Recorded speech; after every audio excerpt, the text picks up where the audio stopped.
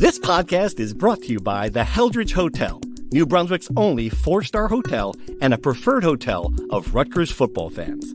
The Heldridge helps you make the most of your game day weekend, providing premium accommodations in the cultural heart of downtown New Brunswick. Restaurants, bars, theaters, parks, museums, and more are only steps away. Whether you're traveling alone or with a large group, book your stay at the Heldridge and make the most of your game day weekend. Visit theheldridge.com today. From NJ.com and the Heldridge Hotel, welcome to the Rutgers Rant, your one-stop podcast for the Scarlet Knights.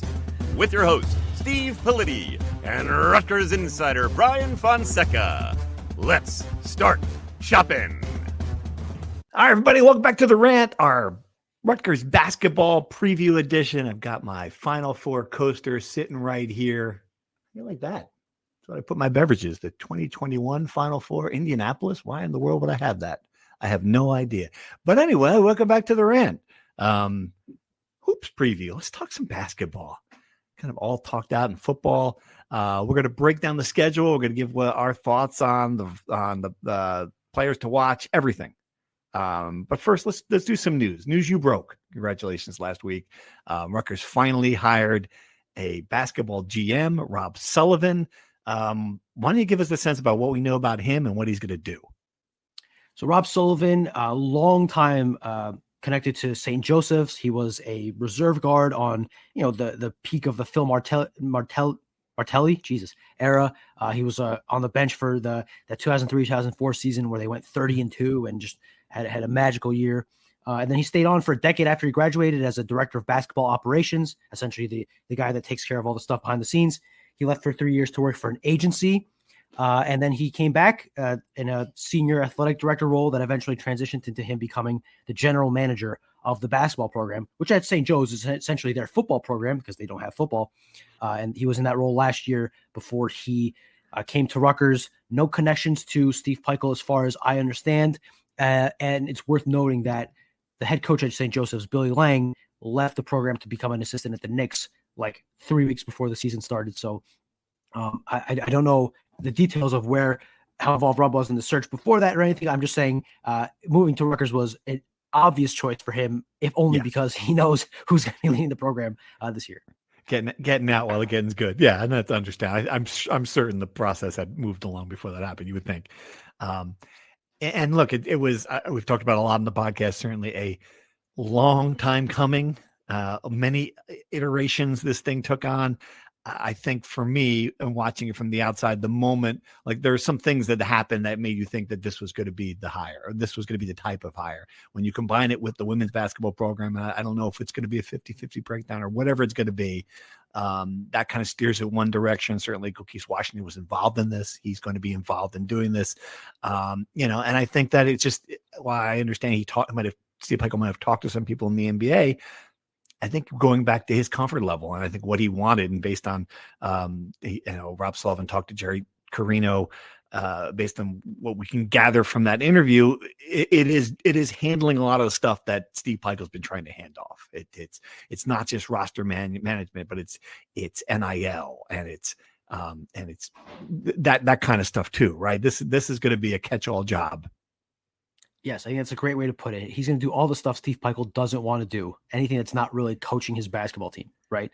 And I think the other thing that kind of said this is going in this direction was the salary range. Yeah, I mean, I don't know how it compares to other GMs across the conference. I'm not saying he's underpaid. I'm just saying it's not exactly like they were opening the purse strings to get an NBA GM or an NBA assistant GM, but anyone who thought that was happening is unrealistic. Yeah, right? Let's be clear. And then the other programs don't have a dude. They have an office. They have several dudes. Like, this is not like North Carolina doesn't have one guy who does both programs. Like this, already you're operating below what the big time programs have. Correct. And this is not a general manager in the way people think of like a Brian Cashman or how involved he's going to be in roster construction. He's going to do his best to collect money for the program, which they desperately need, to try and help Steve Pikiell build a roster the way he envisions it, the way he likes to play basketball, have his input. You have the quote here. We'll look into it. I didn't think his answer about analytics was particularly encouraging if you think that this program is going to change in any meaningful way. And again, I give some leeway here that if, when we talk to Rob or we see how he does for the first 3 or 6 months, that things could change. But my sense in reading his initial thoughts on his position, his experience, and the way he views things is that this is going to just kind of be an extension of what the program has been under Peichel for 10 years and not exactly an evolution that most people had hoped for when the job opened. Yeah. I was hoping that it would be someone that had some teeth that would be able to steer Steve Peichel away from his worst influences, because we know he's got plenty of good influences as a basketball coach. He really does. And yeah, you're right. And we highlighted this answer to Jared Carino, how much will analytics play a role in your roster management? And his answer was, we've used a lot of different analytic tools at St. Joe's, but ultimately I'm a big believer in feel. And he goes on to explain what that means. Certainly, I'm sure that's an answer that if he said to Steve Peichel, "I'm with you," it would have been a good way to win the interview. Know the person you're interviewing with before you go in for a job interview. Good advice. But I mean, I'm a big believer in feel too. When if there's 2 minutes left in the game and you're like, I don't know, the star player's not playing well, let's give it to the freshman. I'm totally comfortable with that. I'm not a big believer in feel for roster management. I'm just not. And resource allocation, and that's what concerns me. You're going to need someone who's going to be able to tell Steve Peichel, no, you can't dedicate a quarter of your roster to the 5'10", guard from, Fordham. You're going to have to find a way to, and I don't know, again, we've got to give him a fair shake. He's just got here. He's got to sort through this himself, but that answer did trip me as well. I think we have to be fair also in that, to your point, unless something changes that we don't know about, there's not this big front office staff that they're building that will help him out. And he's doing all of this for both the men's and women's program. Yeah. And he doesn't exactly have a massive NIL budget to work with unless he can work some magic and build it up. Right. So He's really pushing a rock up a mountain. And to expect him to come in here, revolutionize things is probably unfair, but that's the way things shook out. That also makes the margin for error so much thinner when you are trying to build a roster out of transfers, right? Like we saw that kind of last year, which is why I think Steve Peichel and him have to build on retention and trying to keep as many good players in the program around as possible, so that the transfers are supplemental and you're not relying on having hits in all these transfer portal attempts. So again, we'll see how the offseason works out. The thing though is, I think the lack of a front office staff hurts because transfer portal does not start the day the transfer portal opens. The transfer portal starts 3 months before that, 4 months before that, when A, you get a feel of what you have on your roster. B, you have a feel of, all right, how many of these guys can realistically retain? C, what positions are we going to have to target significantly in the portal? D, what are the options going to be out there? Because kids aren't deciding the day before the portal opens, I'm going in the portal. You have to have these connections within the basketball community to understand where things are going, who's going in there, what players in that group can you realistically target, which is where the analytics come in. This is how much money we have. This is the level of player we can get. And then when you have the list of players that you can realistically target, which of those players are a Steve Peichel player, that's where I think feel could kind of play a big part. Yeah. I guess my point is that Rob Sullivan has a lot on his plate. He does. A lot. He does. Yeah. I think it's a good way of looking at this, though. It is a positive. There are a couple of positive developments here. At least you've got someone now who is charting that course. And you also have someone in Kelly Zinn who, if all goes well, she's going to raise him some money to work with above and beyond the player share. Right. So I think you can say the basketball program's probably getting about $3.5 million from, whatever the money from the university, from the revenue share. I think if you can get it, if you can double that, if you can get it, you can add that pool, another 3 million that Steve Peichel can work with. And then you have someone like this who can say, okay, if you're going to overpay here for this really good small forward, we need to save money here on your backup center. Like someone who's going to help make these decisions. So there's a rhyme or reason for it. Like someone who's going to help chart this path. So it's not just simply like, well, we put all of our money into Dylan and Ace. Let's go get the kid from San Diego State. It's just stuff like, what I'm saying? At least there is you're figuring it out beyond the head coach getting in the car and trying to, raise money selling one bottle of bad bourbon at a time. You've got some strategy. I don't know. it is a step in the right direction. Whether or not, it's hey, look, it's late in the game. We've got to see. I guess we have to see what's going to happen with it. I guess the determining factor here will be, yes, Steve Peichel will get help finally in doing these things that he did not want to do and that were a big burden on him over the past 2 years. I think we could be fair in saying that. My question is he going to be able to be a dissenting voice? Is he going to have the cachet to tell Steve Peichel no, to tell Steve Peichel you're doing this wrong, to tell Steve Peichel emphatically we have to change this, this, and this, to tell Steve Peichel this is a big reason why this program is not doing well? Or Steve Peichel has surrounded himself with a lot of guys who have been with him for a long time, guys that he is comfortable around, and I'm just not sure how much pushback he's getting. Even before Kelly Zinn got here, he had an AD who hired him, who essentially gave him carte blanche, right? Right. So is Rob Sullivan going to be the guy? Yes. Is he going to be the guy that's going to be able to be in a room and say, no, we can't do this. We have to do it this way. We have to think about changing our thinking on, to me, the ultimate deciding factor is, will Rob Sullivan have any cachet, or will he just be another one of the guys in the group that for a majority of the time are going to be yes men? That's the determining factor to me. We'll find out. That's something we'll learn this time next year, I think, or in the months that follow. Certainly we won't know anything about it this season. It's too late for this season. We have a roster for this season. All right, let's break this thing down and big picture feel for it, right?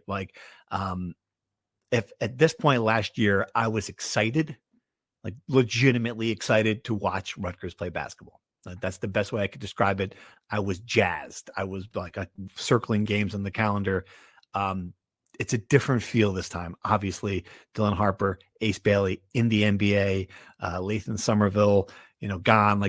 People in the program that you had high hopes for. It's a completely different roster. Now I think the word I'm going to use is curious. Right? I am just curious to see what this team looks like as it gets back to quote unquote Steve Peichel's roots. I don't know what to expect from. You got 11 guys on the roster. If you had to tell me to break down the minutes, I couldn't do it. You have to tell me to break down the scoring breakdown. It is just a complete mystery to me. And in some ways, that's interesting. And I think it's like that by design. Steve Peichel has not been shy about saying they've been doing their work in the dark this offseason, a very stark contrast to last year where there were 1,000 cameras and agents and NBA personnel and reporters all over every practice, watching every move. Now they're back to what they were, 8 years ago, where they're working in silence, partly because there's not really anywhere near as much interest as last year, and partly by design, because I think this is where Steve Peichel is more comfortable, right? So if you're looking for reasons to be optimistic, you tasked me with trying to get you feeling good about the season. Oh, yeah. I'll start with all the positives, right? Rutgers is returning to those roots. Steve Peichel's talked a lot about rebounding this offseason, how they've been really bad the last 2 years, and that's been a deciding factor on why they haven't reached their goals. I don't think it's as big a deal as he's making it out to be, but I do agree that they've been really bad in that area. And if they make progress there, I don't know if they'll be better. I certainly think they'll have more desire to rebound. And the same goes for defensively. I don't know if this is going to be another vintage Steve Peichel defense. And I have reasons for being doubtful of that we'll get into later in the less positive segment of this podcast.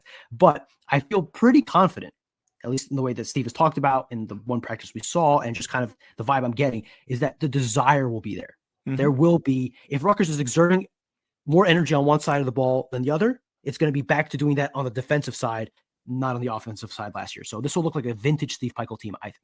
Right. Yeah. A lot of guys who have something to prove, a lot of guys who, and I was around the team once on media day, and I just got the sense that none of these guys really, they're aware of what happened last year, but other than Jermichael Davis, really not a lot of experience on the team. They weren't here for it. They don't really care. It was disappointing the year before. A couple of guys were in Europe, didn't watch any of it. It's just sort of funny. It's just well, I don't know. And they, I don't think they're not going to judge themselves on that at all. Of course, the fans will. I think a lot of people. It's going to be hard. Nothing's going to make people forget about last year, but I think this season, if it goes well, can make people at least move on from it. And I guess that to me is a different thing. Forget it. No, you're not going to forget it. But if you see things, all right, this program's getting back to Steve Peichel, what he came here for. If he reminds you that he really was a good basketball coach for this program for a good chunk of time, Like if he can get to the point where you're seeing the fundamentals, you're seeing the team play hard, you're seeing good defense, you're scraping and clawing against better opponents night after night. If the rack becomes a place where it's loud and it's hard to win at again, if these things happen, then I think people will move on from last season. I don't think they will move on. That is a scar that will be there for. Well, forgetting and move on are two different things. I mean, just kind of accept it. It's gone. It's in the rearview mirror. That's what I mean by move on. You think you're just never gonna. I think it'll linger there forever until they ever make a Final Four again. I just think it's one of those deep scars. And as much as people would want to forget, and again, as we talked about on the last podcast, Dylan Harper is going to be playing 15 years in the NBA. So even if you want to forget, if you watch SportsCenter, if that's still around, you're going to be reminded of what could have been. At least his games are at 10 p.m., you can go to bed, to see it. Just don't look at the highlights in the morning. That's true. Well, I mean, people check Twitter, right? So it's going to pop up. Right. Anyway. Here's how I would frame that, right? I think that last year was such a buildup and then such a disappointment that it drained out anyone's excitement and buzz around the program. Yeah. I hope I'm not projecting here, but it just feels like this is a season with the least amount of buzz pre-season in a long time, as far as I can remember, right?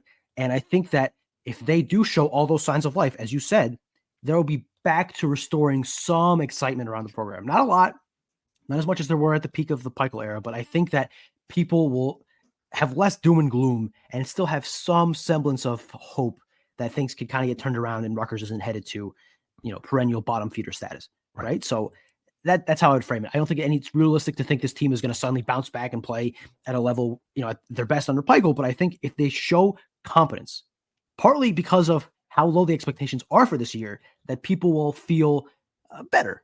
I don't know if optimistic is the word, but they'll feel better about where the program is at. All right. Give me your starting five. Okay. So you're asking me who I think the starting five will be or who I think the best five are? Both, either. I don't. Give me who the starting five is going to be first, because I'm not sure I know that. Okay, so for the season opener against Ryder on Wednesday, my prediction for the starting five will be JaMychal Davis at point guard. Okay, one. And I'm going to bounce around a little bit here, but I got Emmanuel Obole at center. Okay, I think that's a lock as well. Dylan Grant at the 4. Okay. Darren Buchanan at the 3. Okay. And Haroon Zerno at the 2. That is my guess for the opening day starting five. Okay. Now, what is that? Is that different from who you think your best starting five is, or your best five? Right. So obviously there's the contingent of you can't always put your best five on the floor to start because you want some guys coming off the bench, right, for ammo, et cetera, right? I think at some point in the season, Lino Mark will emerge. I don't know if he'll become the starting point guard, but he will take minutes off of JaMychal Davis. Maybe you play JaMychal Davis as the 2, but I would say Lino Mark as the guard. Mm-hmm. Haroon Zerno, I think he's going to live up to some expectations, and he'll be the starting 2 guard. Mm-hmm. I think Buchanan and Grant are too similar of a player that if you play them both together, you're really going to be clogging things up inside. So I would say putting at the 3, you put in Dennis Badalu, who I think is going to be the more cerebral guy on this team. And if there is an X factor as far as interesting style of play and offensive, change of pace, I think he can add something there. And then the 4, I think you probably still start Dylan Grant. Maybe it's matchup dependent. If you're facing more of a bulkier center, you throw in a Darren Buchanan to add some muscle down low. But I guess Dylan Grant would be the 4. And then at the 5, I think you're in real big trouble if Byfall doesn't become the starter at some point soon, right? Mm-hmm. I think Obole will start out of respect. He's been in the program for 3 years. I think Pikiell has clearly shown deference to guys who have been around as far as the starters. But I think in an ideal world, Byfall will eventually emerge as your guy at center, because you can't win games if Emmanuel Obole is playing 20 minutes a game. You can't. I'm sorry to say that, but you can't. It's funny because you're starting 5, and this is like backup quarterback syndrome. Like you're starting 5. We know a lot of what to expect there. Like I know what JaMychal Davis is as a point guard. I don't think he's a Big Ten point guard.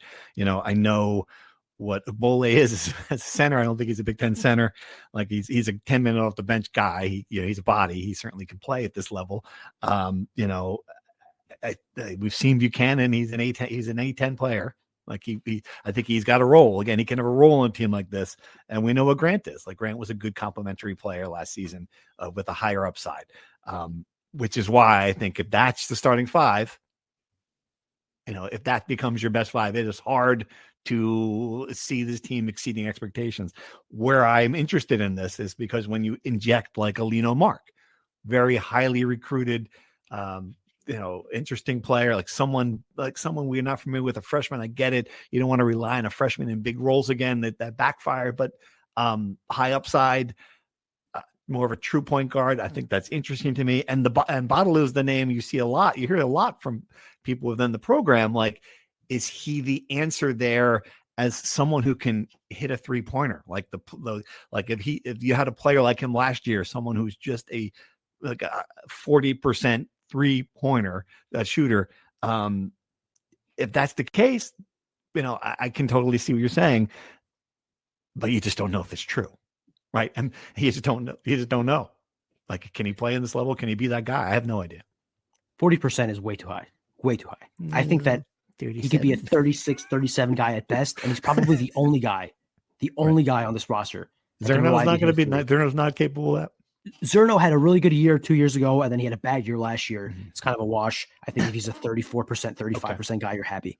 Other than that, they not only have no above average 3-point shooters, they have no average 3-point shooters. They have their 3-point shooting is bad with a capital B, right? So that's one major concern I have for this team. Badalu, I think his biggest contribution will be just the way he sees the game and the way he can move the ball. I think if he's able to utilize his vision and kind of just the different way he plays coming from Europe, that can be kind of an X factor because Rutgers is not going to beat a team straight up talent-wise basketball. They don't have a Dylan Harper who can drive to the lane. They don't have a Cam Spencer who can hit threes. They don't have anyone that excels straight up. I think that any offensive success will have to be, one, offensive rebounding, just crashing the glass and getting second chances, and two, creativity from Badalu, and maybe he just is in the 99th percentile of my outlook of what he could be, that he just creates things out of his butt, essentially. And the thing with him also, he has to make up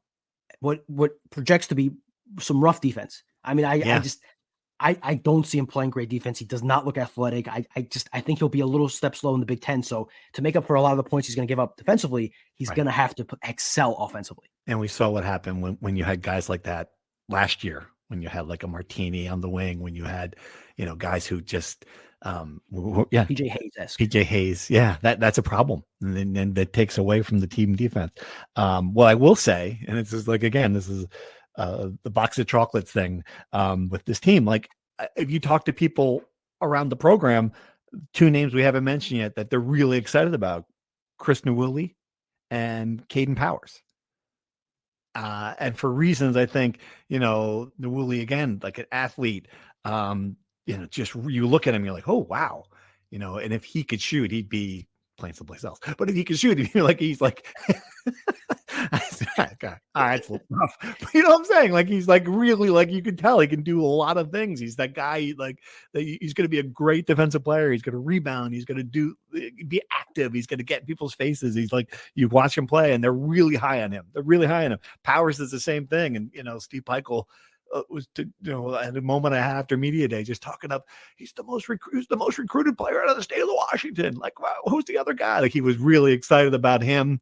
And sometimes with Peichel, again, he could have been the manager he's talking about. I understand that completely, but it just stuck with me that a couple of people mentioned him. So there's just a lot of depth, a lot of X factors on the benches. Like, I don't know do you think either one of those guys is going to become the answer to some of these questions? I wouldn't say there's a lot of depth. There's a lot of bodies. There are 15 guys on the roster, right? Depth would imply that there's quality depth. I would not go there. I think Caden Powers could be a guy down the line. I think he has potential. I don't think he's going to have much of a role this year, but I think that if you hang on to him, he's the kind of guy that by year 3 can have some offensive firepower and can be a contributor. Newelly is a great shout. I got to be honest, completely forgot him when I was doing my starting 5. I don't think he'll start necessarily. I think he'll have a big role. Steve has been very complimentary of his defense, called him Caleb McConnell-esque, which is a huge compliment. And I think that could eventually earn him a spot in the starting lineup. I think he's very like Buchanan mold in the sense of like energetic defense first kind of guys. So I think he has a chance that if there's a guy on this roster that you want to hold on to 2-3 years, Nwuli is the guy that will be a beloved Rutgers player. Like if you want to imagine a vintage prototypical Rutgers player of the Steve Pikiell era, Chris Nwuli is as close as you possibly can get to that. So that's a great point, and I think that he will have a pretty big part of the rotation, whether he starts or not. But I think that even early on, again, I don't think he's going to start in the first game because he's a freshman, and Steve Pikiell just doesn't do that outside of when he has no choice and he has to start Dylan Harper and Ace Bailey because they're that freaking good. But I think he'll have a role, and I think people will like him. One name we haven't mentioned, Tariq Francis. Where do you see him fitting in? Again, a guy who scored a lot of points in New Jersey, guard. They need scoring. They need someone who can take it to the basket. What do you think? He's a wild card in that he had to carry the load essentially for an awful NJIT team, at least offensively, right? So I think that say what you will about this roster, they're more talented than NJIT, and his role should be smaller. So maybe with the smaller role, he can be more efficient. Again, that's no guarantee. We've seen that not be the true in the past. Right. The thing with him that I think is a team-wide issue that they have no control over themselves personally. He's really small. And this backcourt is really small. Yeah. And that is one of the major concerns I have, one for rebounding and two for defending, because the Big Ten is big, obviously. Yes. And I just think that Steve Pikiell's teams have thrived in the past in having big guards, right? Guys whose size can overcome any deficiencies. And when you're Paul that Mulcahy, small, you got to be really Ron Harper, Connell, Geo Baker was 6'4". These guys are not very tall. JaMychal Davis is short. Tariq Francis is short. Yeah. Marcus 6'1", I think. So that to me is a very big issue that I think they're gonna have to work a lot to overcome this year. And that's one of the reasons I do have concerns about the return to the defense and rebounding, is that some of that stuff, you got to have the physical attributes to do it. And I don't know if they do have that in the backcourt. Right. Zerno was 6'5". He's taller. He's a taller kid at least, right? He looks at 6'7", but I think they're 6'7". I think they're adding some inches there to some of these guys, which is fine. Did you know using your browser in incognito mode doesn't actually protect your privacy? Take back your privacy with IPVanish VPN. Just one tap and all your data, passwords, communications, browsing history, and more will be instantly protected. IPVanish makes you virtually invisible online. Use IPVanish on all your devices, anytime you go online at home, and especially on public Wi-Fi. Get IPVanish now for 70% off a yearly plan with this exclusive offer at IPVanish.com/audio. All right. Do you want to play the little Mike and the Mad Dog here now? Let's do it. Which one am I? Am I Mike or am I the Mad? I think you're more of a Mad Dog. I'm older and grumpier.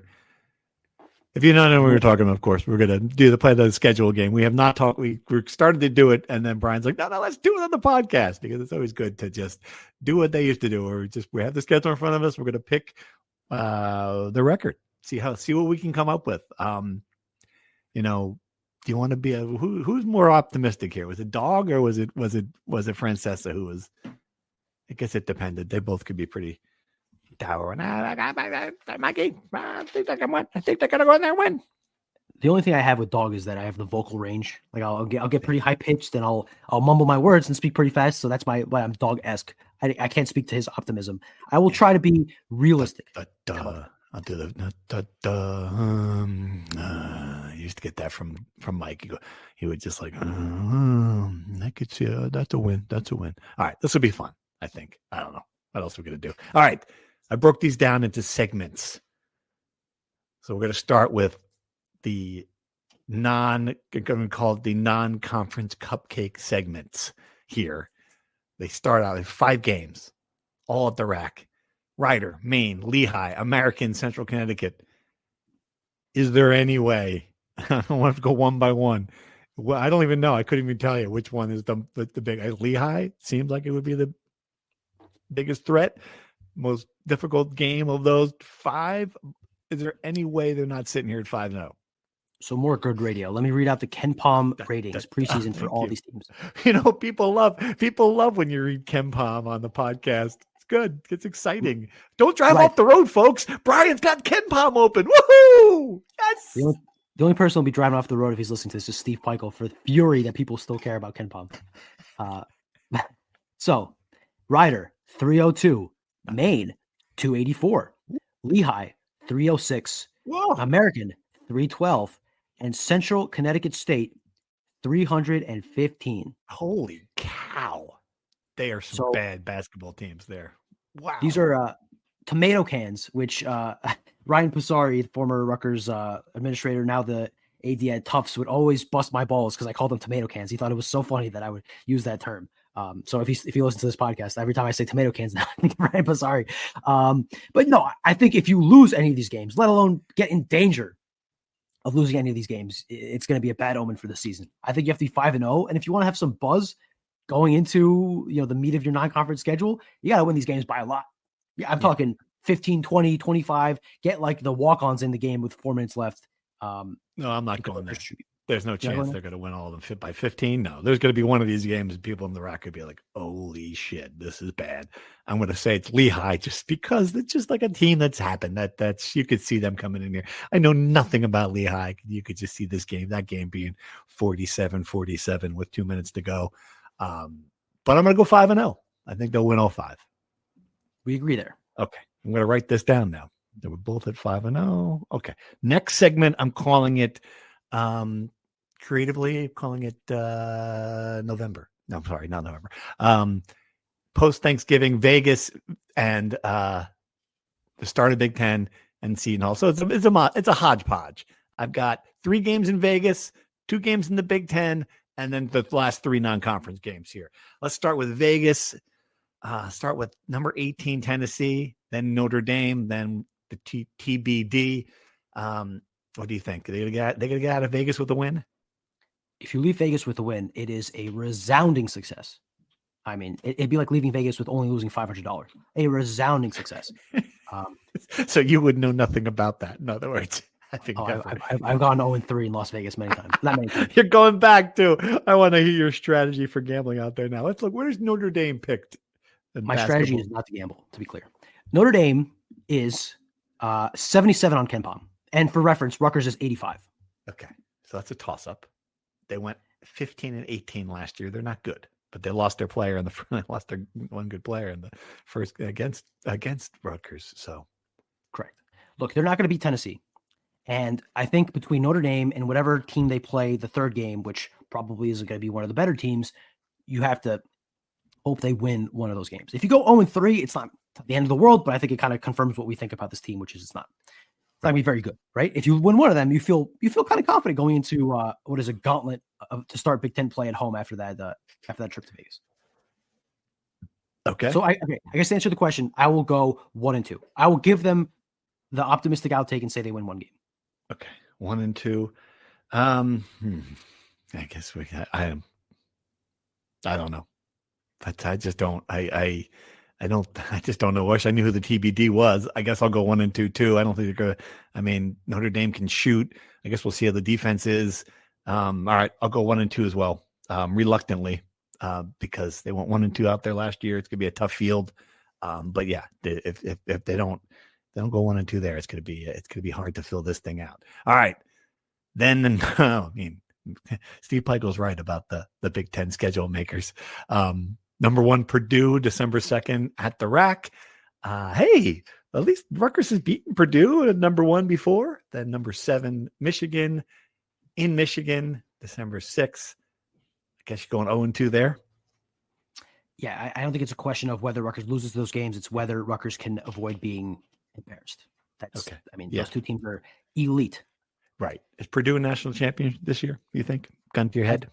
I predicted them to win the national championship for the past 4 years. Eventually. I think Michigan's got a better chance than Purdue. All right. So yeah, 2 losses there at Seton Hall. Now, again, throw out the records when the Rutgers Seton Hall rivalry. I'm gonna hype that up. Again, another group of people where Jermichael Davis is the only person who knows anything about Seton Hall. It's gonna be hilarious. This is at Seton Hall, kind of a pivotal game.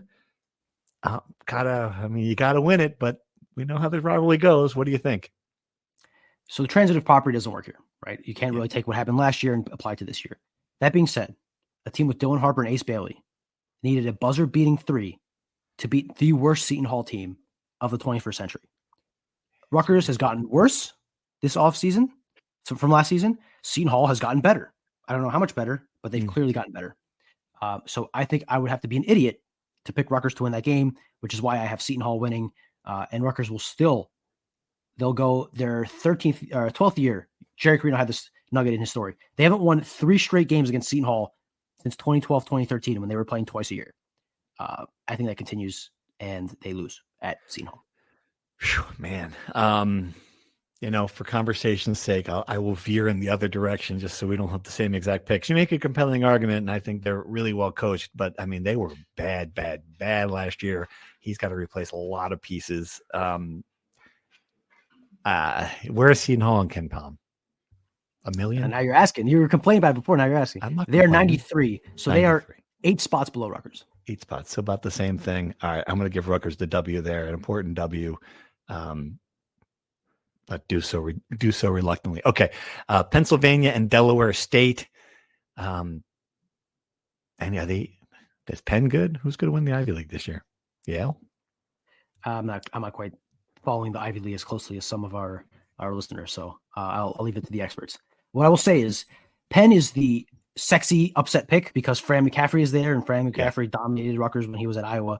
I think Penn will be exciting. I think Rutgers will avoid an upset against the Tomato Can this year, and I think they beat Penn in a narrow win, and I think they destroy Delaware State because Delaware State is bad.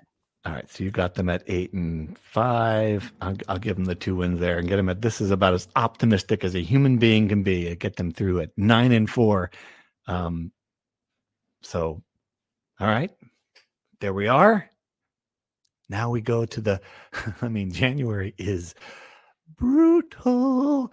It's not just the teams they play. It's 1, 2, 3, 4, 5, 6, 7, 8, 9 games in January.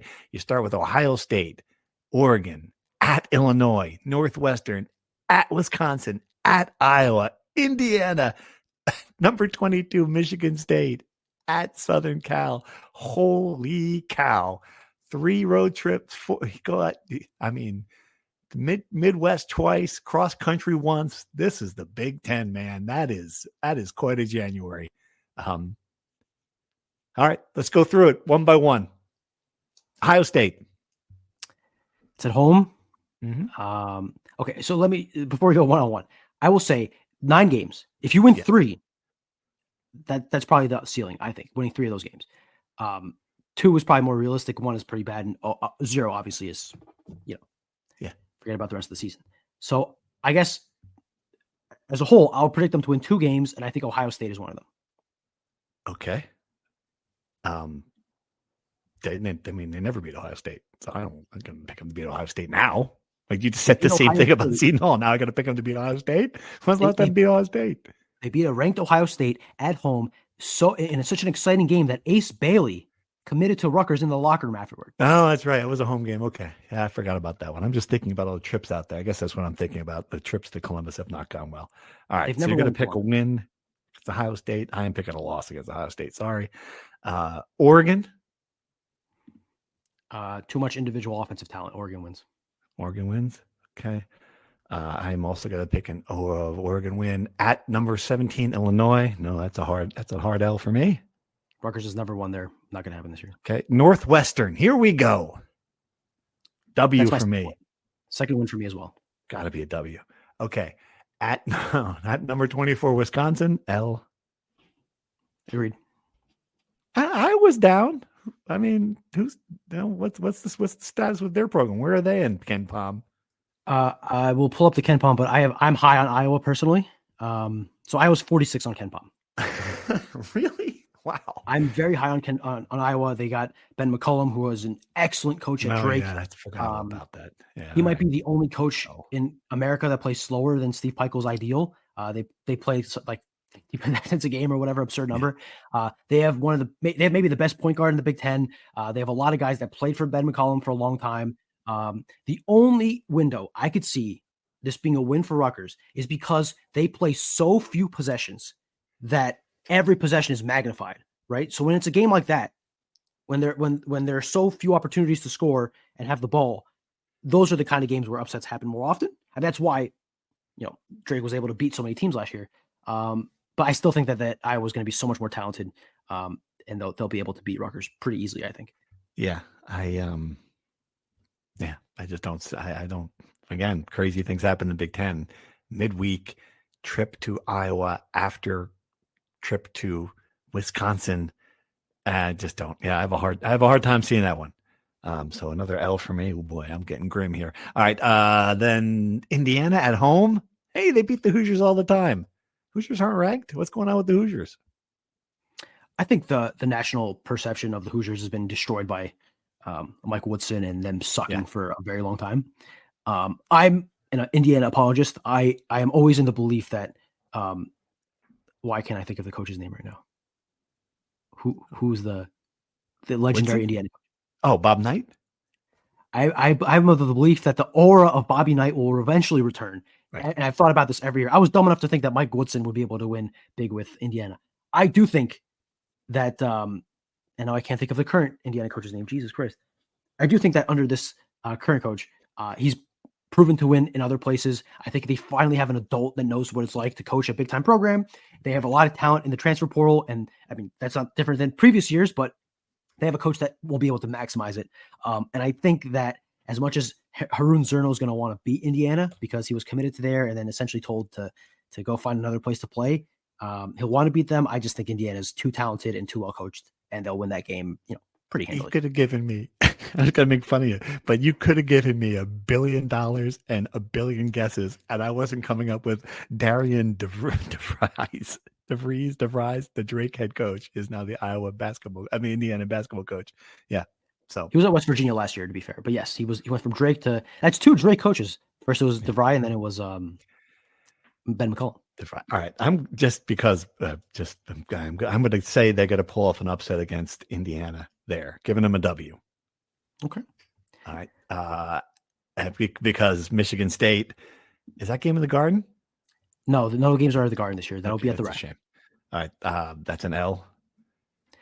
I think this is going to be a brutal time where Izzo just runs Rutgers off the floor, goes to the press conference after and says, Steve Pikiell's a great coach, a great man. He'll turn this around. He'll give you the kiss of death. I really, that would not be a great sign. And then at Southern Cal again. Oh, at least they got some, they're out there for 2 games, but at Southern Cal ends January. I don't know anything about Southern Cal, but I'm going to give them an L. I know I said they were only going to win 2 games. I've changing my tune. They'll win that game. I think that they're going to beat Southern Cal. It's the first game of the road trip. I think Southern Cal is very up and down. And I think that's the kind of game Musselman might lose. There's no home court advantage in that place. So they'll put all their energy from the West Coast trip into that game and win. And then to start the next month, February, I hope you don't mind me taking over a little hosting for here. The next game to complete the road trip is at number 12 UCLA, the Miles Johnson Bowl. Oh, I think Rutgers gets beat pretty badly in that one. We are both at 11-11 heading into this. And yeah, all right. So at UCLA, that's an L for me as well. No question. That's just a tough place to play. You've got a fun trip. Can you make that trip? If you put in for the I don't think I can justify any basketball travel at that point in the year. Come on. Just book it. I'll talk to the boss. That'd be a fun trip. All right. Then they come home against Nebraska and Maryland and a mini home stretch with a week in between. So you got this finally things spread out a little bit. You get 4 days off before playing Nebraska, a full 8 days before playing Maryland. What do you think? So I have to pick them to win some games because they can't go 4-16 in the Big Ten, right? They're going to win some games that they probably shouldn't or that they're not favored in. So I think, you know what? I say they sweep those 2 games. How about that? They beat Nebraska and Maryland. Wow. Okay. There you go. Why? Just because they got time? Is Maryland? I mean, Maryland obviously regrouping after Kevin Willard left them in the middle of an NCAA tournament run. Why? Where's Maryland and Ken Palm? He's a tell good you. coach. Buzz taking over. He's a good coach. Buzz is a good coach, and he typically starts strong. 34. Here's why. I can't be completely doom and gloom. I got to give myself some reason to not expect myself to be the Grim Reaper walking around the rack in February, right? So, I mean, again, they're going to win a game they shouldn't. Maybe Maryland's the game they shouldn't win. Okay, so 2 wins there. I'm gonna give them the win over. And we haven't talked about them. Where's Nebraska and Ken Palm? They're going to be in the 40s, right? 51. Okay, so I'm going to give them a win over Nebraska. I can't see them winning both. I'm going to give them the L to Maryland. All right, then they're at Penn State and at Minnesota, which is just a kind of a cruel quirk in the schedule where you think, all right, eases up here. We get a winnable game, and they're both on the road. Does it matter? The road versus home? They've been pretty good at Penn State in the past. Yeah. So I think they're going to win that game. Okay, I'm going to give them a win there too. At Minnesota, I mean, it's been a tough place to play, but is Minnesota going to be better this year? I like their coach. I think he's had success in the past, and he's a Minnesota guy. Yep. I'll pick Minnesota. Pick Minnesota. I'm going to give them the L. It's just like another road game, another road toss-up game against an even opponent. You're not going to win. You're not going to win all of those. And back home against Washington, this is where I'm going to give them a win. They're going to steal that one against the Huskies. The Lathan Somerville Bill. Yep. Jesus Christ. Lathan Somerville Bowl. Little motivation there. And it seems like Lathan's not going to have a big role there. It seems like he's going to have a smaller role there than he did at Rutgers, or even would have at Rutgers this year. Which, green grass isn't always greener, but I think that the minutes he does get, he will be fired up, which might actually be in Rutgers' favor. Yeah. But I just think Washington is more talented, and they'll win that game. Okay, let's give him an L. And March, the last 3 or 4. We'll do 4 because with the Big Ten tournament, they will qualify. Everyone's getting in. At Maryland, at Michigan State, and home versus Penn State before the Big Ten tournament. What do you think? What's my record? All right, you were 11-11, and then you went 3-3. So you're a robust 14-14. Do you have my Big Ten record off? How many wins do I have so far? You keep track of this yourself. What am I? You're 0-2. Okay, you've got 1, 2, 3, 4, 5, 6 Big Ten wins so far. I have 6. Yeah, 2, 3. I have Ohio State, Northwestern, 4, 5. USC, Nebraska, Maryland, right? Mm-hmm. And then I picked them to win at Penn State, right? You did. Okay. So I say those 3 games, they lose all 3. I was going to pick them to win one of the Penn State games. I guess since I picked them to win on the road, I'll pick them to lose at home. All right. I will. I'm going to give them both gave them both Penn State games. Oof. Is Penn State that bad? Probably. All right. Penn State and Rutgers were universally seen as the 2 worst teams in the Big Ten, 17th and 18th, depending on who you asked. So yes, they're that bad. Okay. I'm going to give, I'm giving them 3 losses to finish out. I'm not going to give them both Penn State wins. I gave them the one on the road. So yeah, I'm doing the same thing. They're going to lose the last 3. And then the Big Ten tournament, going to have them steal one there. Can you have them steal one there? I agree with you. Maybe. I agree. You think they're going to steal one? Yeah, because I think they're going to play a team. I mean, Rutgers is going to have nothing to play for. They'll play another, but Rutgers is going to have nothing to play for with no expectations going into the season. Right. I think they'll maybe match with a team that also has nothing to play for, but they did have expectations. So they'll be in Indy or Chicago or Minnesota or wherever it is, kind of just playing out the string, and Rutgers will have some motivation. So yeah, I think they'll win the first one and then get boat raced in the second one. Okay. So you get win and a loss. I'm just going to say they're going to lose because they're not going to. Yeah. So I'm the negative one here. Who would have guessed? Came in saying, Brian, don't be too try to show a little reason for hope. And I have them going, oh boy, 13-19. Is that right? Is that the math right? No, 13-18. No, 13-19 because you counted the Big Ten game. Yeah. The Big Ten and you have them, Mr. Optimist, 1, 2, I get 11, 2, 3, 4. So you've got them going 15 and 20.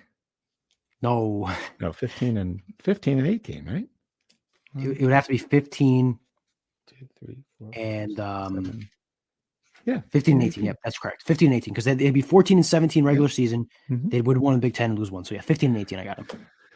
Whew. What do you think? I think we landed. The games are. range? We're not gonna pick the right results, but I think ultimately we're in the right ballpark of what expectations are for this team, and barring a surprise, that's probably where they're going to land. Yeah, I think the problem is when you go through it like this, it is just hard to.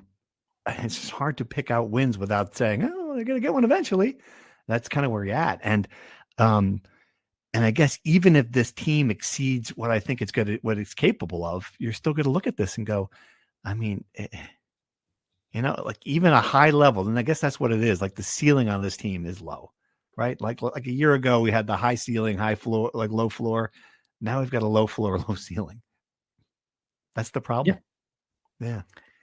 Just not enough talent, no changes in the coaching staff, and brutal Big Ten schedule, right? So the only reason let me ask you, if we were sitting here, like, and Steve Peichel listens to this, I'll show you, and he comes up with just a shock year. Like, what you think would be the most optimistic you could go? We're going to say that Zerno turns out to be, a European star, Battlelou's knocking down all the threes. They find something in the freshman. The defense is everything expected. They out rebound teams by 5. What is your ceiling? What is, like, if you're at the end of this, knowing what you know about this team, where you can say, come on this podcast and go, you know what, given the expectations, that was a good season. You're asking me what is realistically they can hit, or you're asking me what would be the barometer for them, or the threshold for them to say, all right, this was a good season, they exceeded expectations. For you to say it, knowing what you know about this team now, you just picked 15 and 18. What would have to happen at the end of this for you to go, yeah, okay, it's a building block. It's better than I expected. Results wise, at least 8 Big Ten wins, maybe 9. I think winning 10 games would be a home run if you go 500 in the Big Ten, because that was what the best teams at Rutgers did. Yeah. So I think 8 wins, would be the threshold where it's like, okay, this is better than I thought. Obviously, you sweep all of your tomato cans, you win 1 game in Vegas, and you beat Seton Hall. Not all of those things, but some combination of those things I think would meet results wise. And then on the court, I want them to find 5 guys that play well enough that if you retain them, you feel, okay, this is a core. This is a building block where we don't have a full roster, but we have enough guys that we feel are good enough to play at this level that we can build around with transfers. I mean, in an ideal world, Byfall is one of them. So you have the center short up. Chris Woolley will be one of them. 1 or 2 of the Europeans are one of them. And then you have, other positions to fill. But those are the 2 things to me that would signal exceeding expectations and feeling good about where the program is after this year. Yeah, that I think then the second part of your answer is the right part, because I can see that even at 15 and 18, right? If you get to the end of the year and you can still identify it, at least you're like, all right, I'm like, you know what, the record's bad, the team didn't perform, win and loss wise, we knew it was going to be rough, but here we go. We have our core for next year, and we have a plan in place to keep those players. And they're not finished products yet, and they're not Big Ten stars yet, and it's not Dylan Harper, and we all understand that. But it's going to be these 5 guys, and we have someone in place to make sure that they are paid, and they're not going to be on Washington's roster next year after developing from them for a year. Like that to me is more important than what the win-loss record is. And you're just not going to know. You're just not going to know if that's the case. Really, I think you might be able to identify the first part of that equation. You can be able to watch this team and pick out the 5 players. I don't know if you're going to be able to sit there and know for sure they're going to be able to keep them. And that's the problem. Right. So I guess I put you on the spot here, but last year we knew who the guy was, or the 2 guys were. It was Dylan Harper and Ace Bailey. They were going to lead the team in scoring. They were going to be the best players. Gun to your head. End of the year, who do you think leads this team in scoring? Who is the best scorer on this team? That's amazing. Dylan Grant. I have to go with the one guy who, comes back with some scoring punch. I think that would be my guess. I haven't seen the Europeans play. I don't think Tariq Francis transfers to this level. We've seen Jermichael Davis, his limitations. Is not going to be one of the centers. I'm going through it like yeah. Is there another candidate?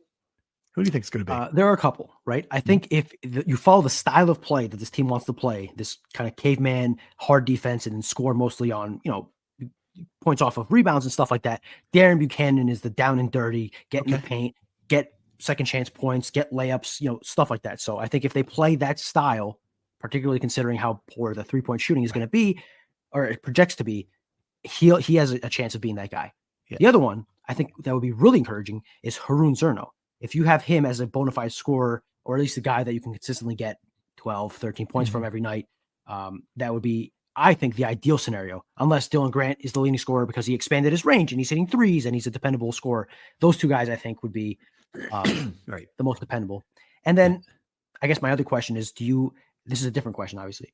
Who do you think will be the best player on this team?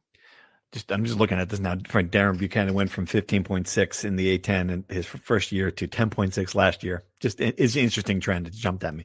Who will be the best player on this team? I think it's the same answer. If it's not Dylan Grant, he takes a step back. I loved his potential. I think he's the kind of guy you could develop. That would be one. The way they talk about Badaloo, is it Badaloo? They got a lot of dots over vowels there. A lot of dots over vowels. They like him. Zerno, he's got the body. I mean, I think, again, you're right about that. If he turns out to be the best player, that's a really good sign. But I would just totally be guessing if I said someone other than Grant. You? I agree that Grant is by far the highest. Like, if you're doing a betting odds, he's like minus 500, minus 1,000 to be the best player. Now, I'll throw this wild card at you that I think that if it happens, that's a really good sign about the future of the program. If Chris Newell is as elite of a defender as Steve Pikiell thinks, and he shows some life offensively, right? He has a Dylan Grant-esque year offensively, then I think you're looking at a guy who, with Dylan Grant in conjunction, you could build around. That, to me, would be a really ideal scenario if he has a standout freshman year. I just had a conversation where we were talking about him, and it's just funny. Like, again, like sometimes you watch a practice and you're looking for something and talking about Newell, and you're like, oh God, he can do this. He can jump. He's athletic. And I just asked someone around the program, can he shoot? And I was like, no. It wasn't even like, wow, he's working on it. No. Like, oh, okay. But that would certainly be a sign. And he's one of the 5. And I guess that's the other thing. Like, if you were to pick out those 5 players, you'd want Grant coming back for another year when he can become a, third team all Big Ten play. Like, he really takes that big step. If you have Newell as a freshman, if you have Lino Marks as a freshman, if these are the guys you have, Zerno, you have these guys, if these are the guys who are in your core, if they show you something, I don't have a lot of faith for the big guys. I'm sorry. I know you said by fall's got to be one of mine. At this point, he's already played on 2 power forward team. It showed nothing. Like, I don't have faith that he's going to be one of them. I think you're still going to have to find the center someplace. You have to spend money in the portal. But if you get those 4 guys and someone else in the backcourt, Caden Power, someone else, all right, there's a core, and then you have to retain them. I would agree. And I know we're going long, but the people that are listening to this podcast in the first place are the kind of people that will listen to an hour of Rutgers basketball content, right? So let's just, I don't feel bad about going a little longer. I guess just the big picture that we haven't even talked about yet, right? Like, Steve Pikiell is obviously in a precarious position after last year. I think we can both agree that he is in no danger of losing his job after the season, no matter how bad it gets, just because of how much money he would be owed. And just because of the same argument we've had with Schiano.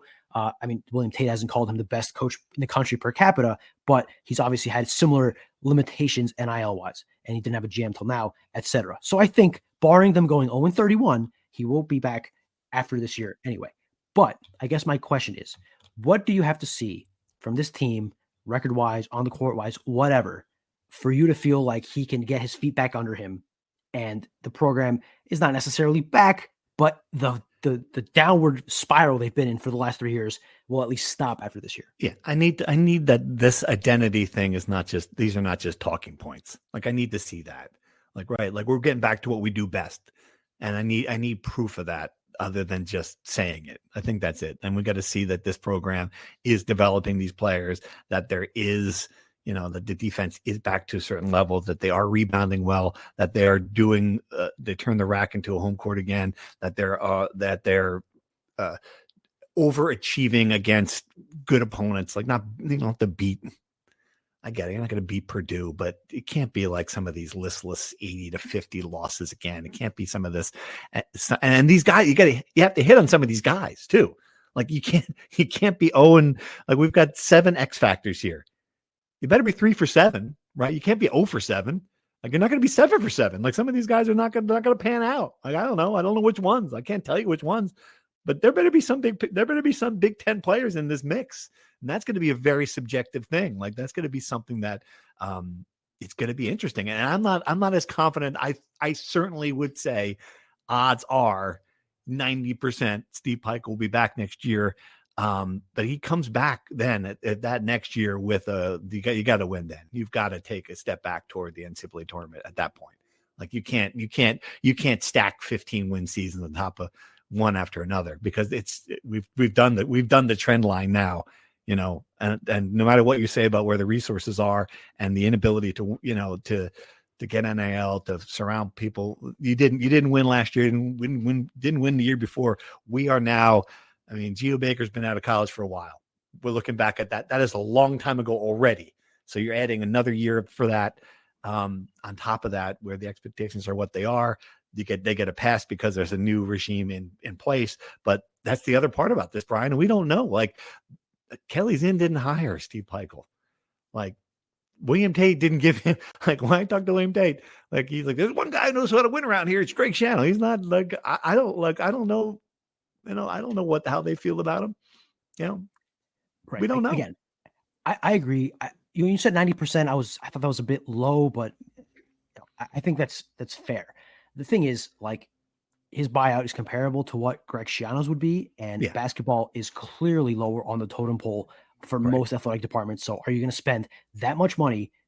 No, if you're not going to fire Greg Schiano for 22, are you going to fire Steve Peichel for 20? No. Like, it doesn't make financial sense, right? Again, you could think the guy doesn't deserve to be the head coach anymore, which I think an increasing amount of people in the fan base believe that, but it has to make sense. Now, I guess to close this out, what is the 10% there? What is the 10%? How bad does it have to get for it even to be a discussion point? Like, what needs to happen?